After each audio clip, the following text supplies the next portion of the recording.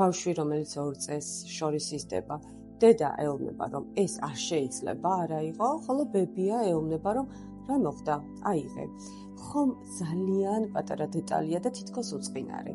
მაგრამ ბავშვი ასე დროს სწავლობს, რომ წესები არასტაბილურია. და ასევე სწავლობს მანიპულაციას, თუ კი დედა არ შემისრულებს, ბებია შემისრულებს.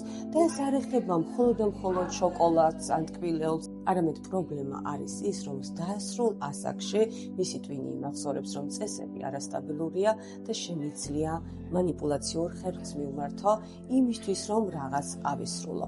ეს არის ოჯახის სისტემის არაერთიანობა, რომელიც ერთი თაობა მეორე წესს აუქმებს და როგორც უკვე აღვნიშნე, ბავშვი როდესაც იზრდება, ხვდება, რომ გარემო არასტაბილურია.